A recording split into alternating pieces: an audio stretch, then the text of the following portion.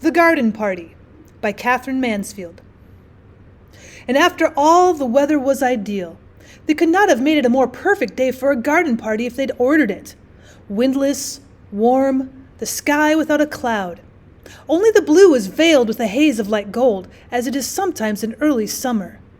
The gardener had been up since dawn, mowing the lawns and sweeping them until the grass and the dark flat rosettes where the daisy plants had been seeming to shine.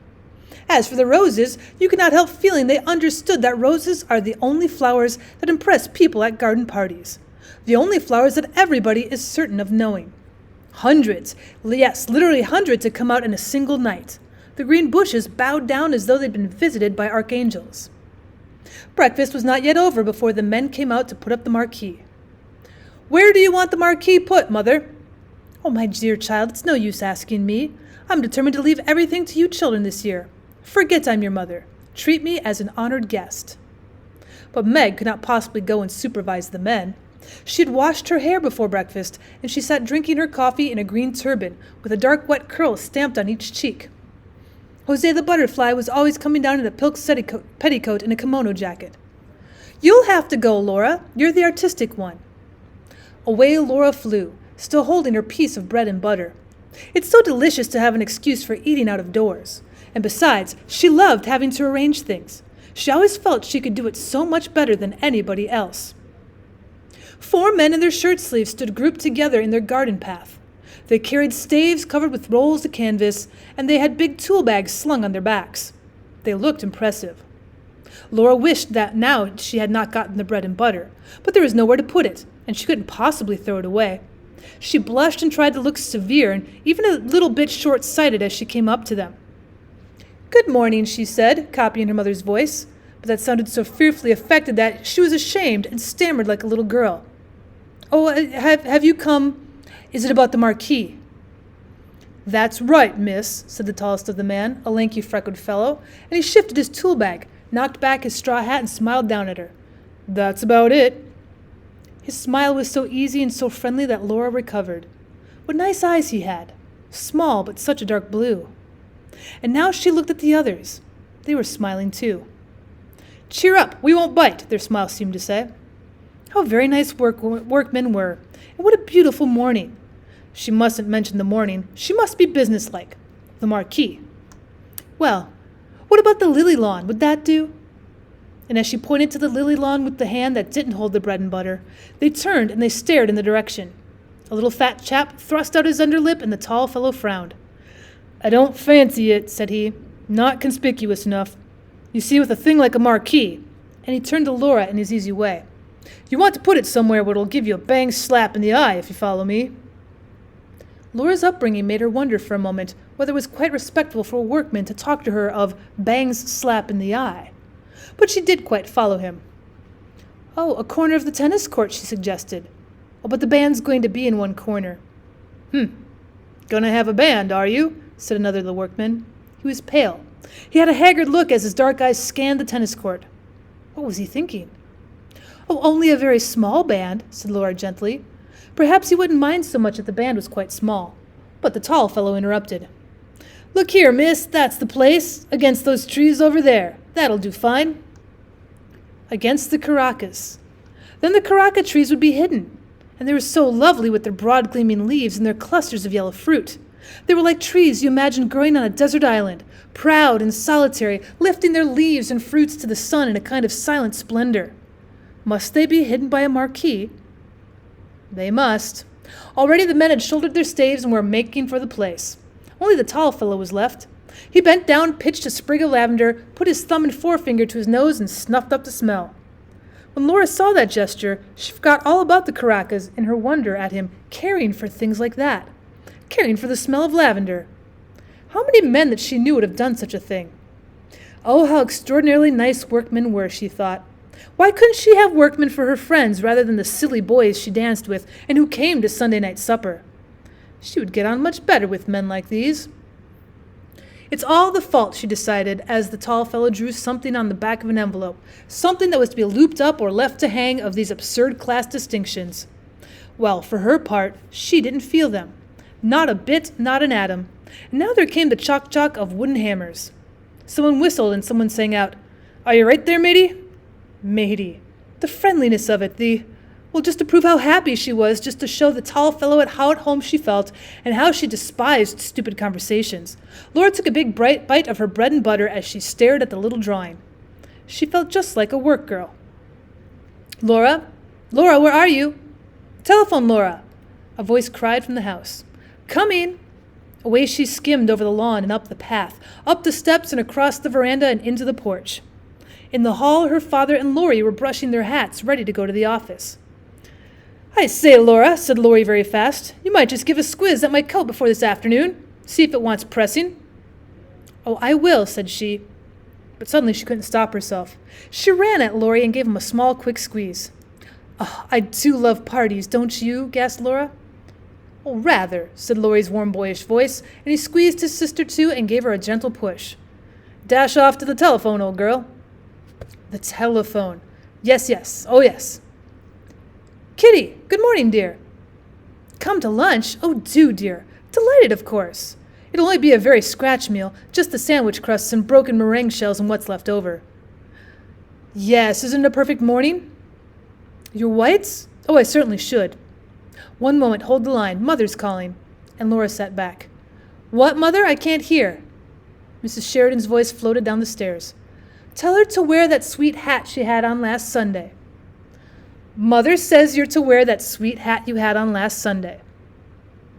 "Good. 1 o'clock. Bye-bye."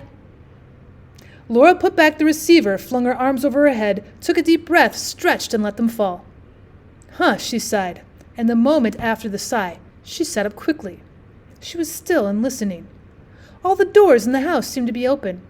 The house was alive with soft, quick steps and running voices. The green baize door that led to the kitchen region swung open and shut with a muffled thud. And now there came a long, chuckling, absurd sound. It was the heavy piano being moved to its stiff casters. But the air, if you stopped to notice, was the air always like this? Little faint winds were playing chase in the tops of the windows and out the doors. And there were 2 tiny spots of sun, one in the ink pot and one on a silver photograph frame, playing too. Darling little spots. Especially the one on the ink pot lid. It was quite warm. A warm little silver star. She could have kissed it. The front doorbell pealed, and there sounded the rustle of Sadie's print skirt on the stairs. A man's voice murmured, and Sadie answered careless, "I'm sure I don't know. Wait, I'll ask Mrs. Sheridan." "What is it, Sadie?" Laura came into the hall. "It's the florist, Miss Laura." It was indeed. There, just inside the door, stood a wide, shallow tray full of pots of pink lilies. No other kind. Nothing but lilies. Canna lilies, big pink flowers, wide open, radiant, almost frighteningly alive on bright crimson stems. "Oh, Sadie," said Laura, and the sound was like a little moan. She crouched down as if to warm herself at that blaze of lilies. She felt they were in her fingers, on her lips, and growing at her breast. "It's some mistake," she said faintly. "Nobody ever ordered so many. Sadie, go and find Mother." But at that moment Mrs. Sheridan joined them. "It's quite right," she said calmly. "Yes, I ordered them." "Aren't they lovely?" She pressed Laura's arm. "I was passing the shop yesterday and I saw them in the window. And suddenly I thought, for once in my life I shall have enough canna lilies. The garden party will be a good excuse." "But I thought you said you didn't mean to interfere," said Laura. Sadie had gone. The florist man was still outside at his van. She put her arm around her mother's neck and gently, very gently, she bit her mother's ear. "My darling child, you wouldn't like a logical mother, would you? Here, don't do that. Here's the man." He carried more lilies still, another whole tray. "Bank them up just inside the door on both sides of the porch, please," said Mrs. Sheridan. "Don't you agree, Laura?" "Oh, I do, Mother." In the drawing room, Meg, Jose, and the good little Hans had at last succeeded in moving the piano. "Now, if we put this Chesterfield against the wall and move everything out of the room except the chairs, don't you think?" "Quite." "Hans, move these tables into the smoking room and bring a sweeper to take these marks off the carpet. And one moment, Hans." Jose loved giving orders to the servants, and they loved obeying her. She always made them feel as they were taking part in some drama. "Tell Mother and Miss Laura to come here at once." "Very good, Miss Jose." She turned to Meg. "I want to hear what the piano sounds like just in case I'm asked to sing this afternoon. Let's try over 'This Life is Weary.'" Pom, ta-ta-ta-ta-ta. The piano burst out so passionately that Josie's face changed. She clasped her hands, shook mournfully and enigmatically at her mother and Laura as they came in. This life is weary, a tear, a sigh. A love that changes. This life is weary, a tear, a sigh. A love that changes. And then, goodbye. But at the word goodbye, and although the piano sounded more desperate than ever, her face broke into a brilliant, dreadfully unsympathetic smile. Aren't I in good voice, Mummy? She beamed. This life is weary, hope comes to die. A dream is awakening. But now Sadie interrupted them. What is it, Sadie? If you please, Cook says you've got the flags for the sandwiches. The flags for the sandwiches, Sadie, echoed Mrs. Sheridan dreamily, and the children knew by her face that she hadn't got them. Let me see. And she said to Sadie firmly, Tell Cook I'll let her have them in 10 minutes. Sadie went. Now, Laura, said her mother quickly, come with me into the smoking room. I've got the names somewhere on the back of an envelope. You'll have to write them out for me. Meg, go upstairs this minute and take that wet thing off your head. Josie, run and finish dressing this instant. Do you hear me, children? Or I shall have to tell your father when he comes home tonight. And, Josie, pacify the cook if you do go into the kitchen, will you? I'm terrified of her this morning. The envelope was found at last behind the dining room clock, though how it got there Mrs. Sheridan could not imagine. One of you children must have stolen it out of my bag, because I remember vividly, cream cheese and lemon curd. Have you done that? Yes. Egg and... Mrs. Sheridan held the envelope away from her. It looks like mice. It can't be mice, can it? Olive, pet, said Laura, looking over her shoulder. Yes, of course, olive. What a horrible combination it sounds, egg and olive. They were finished at last, and Laura took them off to the kitchen. She found Josie there pacifying the cook, who did not look at all terrifying. I have never seen such exquisite sandwiches, said Josie's rapturous voice. How many kinds did you say there were, cook? 15? 15, Miss Josie. Well, cook, I congratulate you. Cook swept up crusts with the long sandwich knife and smiled broadly. Godber's has come, announced Sadie, issuing out of the pantry. She'd seen the man pass the window. Well, that meant the cream puffs had come. Godber's were famous for their cream puffs. Nobody ever thought of making them at home. Bring them in and put them on my table, my girl, ordered the cook. Sadie brought them in and went back to the door. Of course, Laura and Josie were far too grown up to really care about such things. All the same, they couldn't help agreeing that the puffs looked very attractive. Very. Cook began arranging them, shaking off the extra icing sugar. Do they carry one back to all one's parties? Said Laura. I suppose they do, said the practical Josie, who never liked to be carried back. They look beautifully light and feathery, I must say. Have one each, my dears, said Cook in her comfortable voice. Your ma won't know. Oh, impossible. Fancy cream puffs so soon after breakfast? The very idea made one shudder. All the same, 2 minutes later, Josie and Laura were licking their fingers with that absorbed inward look that only comes from whipped cream. Let's go into the garden, out by the back way, suggested Laura. I wanted to see how the men are getting on with the Marquis. They're such awfully nice young men. But the back door was blocked by Cook, Sadie, Godber's man, and Hans. Something had happened. Tuck, tuck, tuck, clucked Cook like an agitated hen. Sadie had her hand clapped to her cheek as though she had a toothache. Hans's face was screwed up in the effort to understand. Only Godber's man seemed to be enjoying himself. It was his story. What's the matter? What's happened? Well, there's been a horrible accident, said Cook. A man killed. A man killed? Where? How? When? But Godber's man wasn't going to have his story snatched from under his very nose. Know those little cottages just below here, miss? Well, know them. Of course she knew them. Well, there's a young chap living there named Scott, a carter. His horse shied at the traction engine, corner of Hawk Street this morning, and he was thrown out of the back of his head. Killed. Dead? Laura stared at Godber's man. Dead when they picked him up, said Godber's man with relish. They were taking the body home as I come up here. And he said to the cook, He's left a wife and 5 little ones. Josie, come here. Laura caught hold of her sister's sleeve and dragged her through the kitchen to the other side of the green baize door. There she paused and leaned against it. Josie, she said, horrified, how are we going to stop everything? Well, stop everything, Laura, cried Josie in astonishment. What do you mean? Stop the garden party, of course.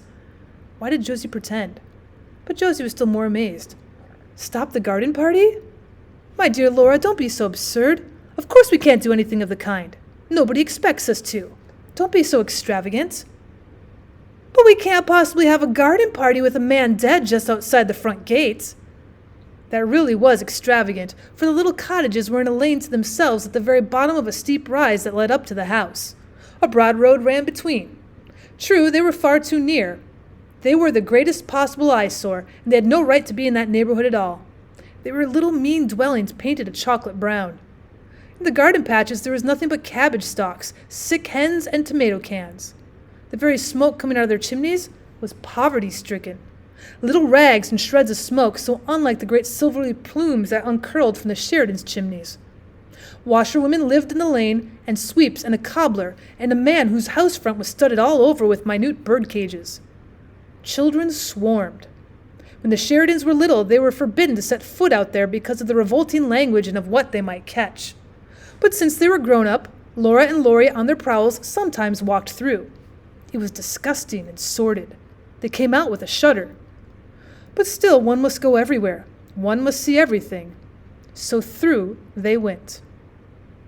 "And just think of what the band would sound like to that poor woman," said Laura. "Oh, Laura," Josie said to be seriously annoyed, "if you're going to stop a band playing every time someone has an accident, you'll lead a very strenuous life. I'm every bit as sorry about it as you. I feel just as sympathetic." Her eyes hardened. She looked at her sister just as she used to when they were little and fighting together. "You won't bring a drunken workman back to life by being sentimental," she said softly. "Drunk? Who said he was drunk?" Laura turned furiously on Josie. She said just as they had used to say on those occasions, "I'm going straight up to tell Mother." "Oh, do, dear," cooed Josie. "Mother, can I come into your room?" Laura turned the big glass doorknob. "Of course, child. Why, what's the matter? What's given you such a color?" And Mrs. Sheridan turned round from her dressing table. She was trying on a new hat. "Mother, a man's been killed," began Laura. "Not in the garden," interrupted her mother. "Oh, no. Oh, what a fright you gave me." Mrs. Sheridan sighed with relief and took off the big hat and held it on her knees. "But listen, Mother," said Laura. Breathless and half choking, she told the dreadful story. "Of course we can't have our party, can we?" she pleaded. "The band and everybody arriving? They'd hear us, Mother. We're nearly neighbors." To Laura's astonishment, her mother behaved just like Josie. It was harder to bear because she seemed amused. She refused to take Laura seriously. "But my dear child, use your common sense. It's only by accident we've heard of it. If someone had died there normally, and I can't understand how they keep alive in those poky little holes, we should still be having our party, shouldn't we?" Well, Laura had to say yes to that, but she felt it was all wrong. She sat down on her mother's sofa and pinched the cushion frill. "But, Mother, isn't it terribly heartless of us?" she asked. "Darling!" Mrs. Sheridan got up and came over to her carrying the hat. Before Laura could stop her, she had popped it on. "My child," said her mother, "the hat is yours. It's made for you. It's much too young for me. I've never seen you look such a picture. Look at yourself." And she held up her hand mirror. "But, Mother," Laura began again. She couldn't look at herself, and she turned aside. This time Mrs. Sheridan lost patience just as Josie had done. "You're being very absurd, Laura," she said coldly. "People like that don't expect sacrifices from us, and it's not very sympathetic to spoil everybody's enjoyment as you're doing now." I don't understand," said Laura, and she walked quickly out of the room into her own bedroom. There, quite by chance, the first thing she saw was this charming girl in the mirror, in her black hat trimmed with gold daisies and a long black velvet ribbon. Never had she imagined she could look like that. Is Mother right, she thought? And now she hoped her mother was right. Am I being extravagant? Perhaps it was extravagant. Just for a moment she had another glimpse of that poor woman and those little children, and the body being carried into the house. But it all seemed blurred, unreal, like a picture in the newspaper. "I'll remember it again after the party's over," she decided, and somehow that seemed quite the best plan. Lunch was over by 1:30. By 2:30 they were all ready for the fray. The green-coated band had arrived and was established in a corner of the tennis court. "My dear," trilled Katie Maitland, "aren't they two like frogs for words? You ought to have arranged them round the pond with the conductor in the middle on a leaf." Laurie arrived and hailed them on his way to dress. At the sight of him, Laura remembered the accident again. She wanted to tell him. If Laurie agreed with the others, then it was bound to be all right, and she followed him into the hall. "Laurie!" Well, hello! He was halfway upstairs, but when he turned round and saw Laura, he suddenly puffed out his cheeks and goggled his eyes at her. My word, Laura, you do look stunning, said Laurie. What an absolutely topping hat. Laura said faintly, Is it? And smiled up at Laurie and didn't tell him after all. Soon after that, people began coming in streams. The band struck up, and the hired waiters ran from the house to the marquee. Wherever you looked, there were couples strolling, bending to the flowers, greeting, moving on over the lawn. They were like bright birds that alighted in the Sheridan's garden for this one afternoon, on their way to... where?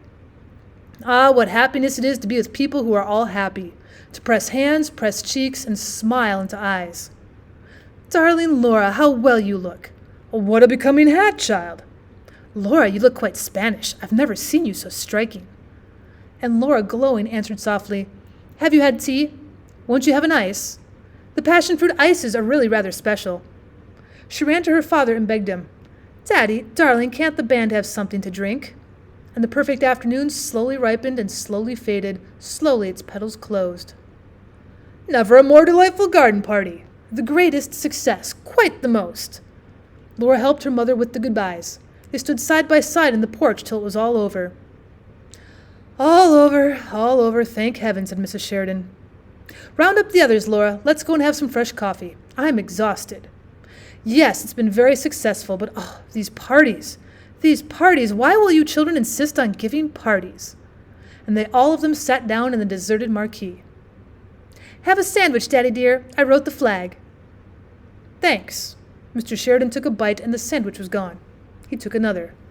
I suppose you didn't hear of a beastly accident that happened today, he said. My dear, said Mrs. Sheridan, holding up her hand, we did. It nearly ruined the party. Laura insisted we should put it off. Oh, Mother. Laura didn't want to be teased about it. It was a horrible affair all the same, said Mr. Sheridan. The chap was married, too. Lived just below in the lane and leaves a wife with a half-dozen kiddies, so they say. An awkward little silence fell. Mrs. Sheridan fidgeted with her cup. Really, it was very tactless of Father. Suddenly she looked up. There on the table were all those sandwiches, cakes, and puffs, all uneaten and all going to be wasted. She had one of her brilliant ideas. I know, she said. Let's make up a basket. Let's send that poor creature some of this perfectly good food. At any rate, it'll be the greatest treat for the children, don't you agree? And she's sure to have neighbors calling in and so on. What a point to have it all ready prepared. Laura, she jumped up, give me the big basket out of the stairs cupboard. But, Mother, do you really think it's a good idea? Said Laura. Again, how curious she seemed to be different from them all, to take scraps from their party. Would the poor woman really like that? Well, of course, what's the matter with you today? An hour or two ago you were insisting on us being sympathetic, and now... Oh, well. Laura ran for the basket. It was filled. It was heaped by her mother. Take it yourself, darling, said she. Run down as you are. No, wait, take the arum lilies, too. People of that class are so impressed by arum lilies. The stems will ruin her lace frock, said the practical Josie. So they would, just in time. Only the basket, then. And Laura, her mother followed her out of the marquee. Don't on any account. What, Mother? No, better not put such ideas into the child's head. No, nothing, run along. It was just growing dusky as Laura shut their garden gates. A big dog ran by like a shadow. The road gleamed white, and down below in the hollow the little cottages were in deep shade. How quiet it seemed after the afternoon. Here she was going down the hill to somewhere where a man lay dead, and she couldn't realize it. But why couldn't she? She stopped a minute, and it seemed to her that kisses, voices, tinkling spoons, and laughter, the smell of crushed grass were somehow inside her. She had no room for anything else. How strange. She looked up at the pale sky, and all she thought was, yes, it was the most successful party. Now the broad road was crossed. The lane began, smoky and dark. Women in shawls and men's tweed caps hurried by. Men hung over the palings. The children played in the doorways. A low hum came from the mean little cottages. In some of them there was a flicker of light, and a shadow crab-like moved across the window. Laura bent her head and hurried on. She wished now she'd put on a coat. How her frock shone! And the big hat with her velvet streamer? Oh, if only it was another hat. Were the people looking at her? They must be. It was a mistake to have come. She knew all along it was a mistake. Should she go back even now? Nope, too late. This was the house. It must be. A dark knot of people stood outside. Beside the gate, An old woman with a crutch sat in a chair, watching. She had her feet on a newspaper. The voices stopped as Laura drew near. The group parted. It was as though she was expected, as though they'd known she was coming here. Laura was terribly nervous. Tossing the velvet ribbon over her shoulder, she said to the woman standing by, "Is this Mrs. Scott's house?" And the woman, smiling queerly, said, "It is, my lass." Oh, to be away from all this! She actually said, "Help me, God," as she walked up the tiny path and knocked. To be away from those staring eyes, or to be covered up in anything, one of those women's shawls even. "I'll just leave the basket and go," she decided. "I shan't even wait for it to be emptied." Then the door opened. A little woman in black showed in the gloom. Laura said, "Are you Mrs. Scott?" But to her horror, the woman answered, "Walk in, please, miss," and she was shut in the passage. "Oh, no," said Laura. I don't want to come in. I only want to leave this basket Mother sent." The little woman in this gloomy passage seemed not to have heard her. "Step this way, please, miss," she said in an oily voice, and Laura followed her.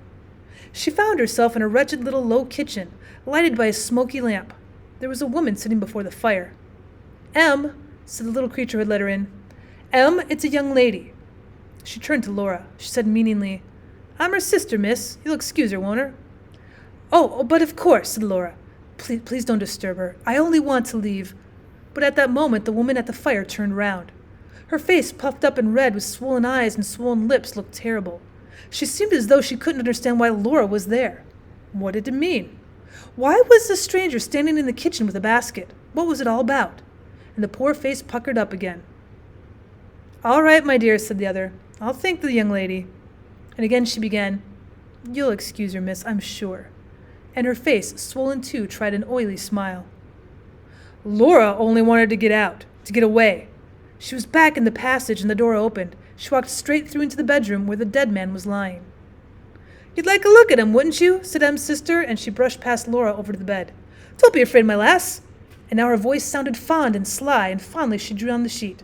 "He looks a picture. There's nothing to show. Come along, my dear." Laura came. There lay a young man fast asleep, sleeping so soundly and so deeply that he was far, far away from them both. So remote, so peaceful. He was dreaming. Never wake him up again. His head was sunk in the pillow and his eyes were closed. They were blind under the closed eyelids. He was given up to his dream. What did garden parties and baskets and lace frocks matter to him? He was far from all those things. He was wonderful, beautiful. While they were laughing and while the band was playing, this marvel had come to the lane. Happy. "All is well," said that sleeping face. "This is just as it should be. I am content." But all the same you had to cry, and she couldn't go out of the room without saying something to him. Laura gave a loud, childish sob. "Forgive my hat," she said. And this time she didn't wait for Em's sister. She found her way out of the door, down the path, past all those dark people. At the corner of the lane she met Laurie. He stepped out of the shadow. "Is that you, Laura?" "Yes." "Mother was getting anxious. Was it all right?" "Yes, quite." "Oh, Laurie." She took his arm and she pressed up against him. "I say, you're not crying, are you?" asked her brother. Laura shook her head. She was. Laurie put his arm round her shoulder. "Well, don't cry," he said in his warm, loving voice. "Was it awful?" "No," sobbed Laura. "It was simply marvelous. But Laurie," she stopped and looked at her brother. Isn't life... What life was she couldn't explain. No matter. He quite understood. "Isn't it, darling?" said Laurie.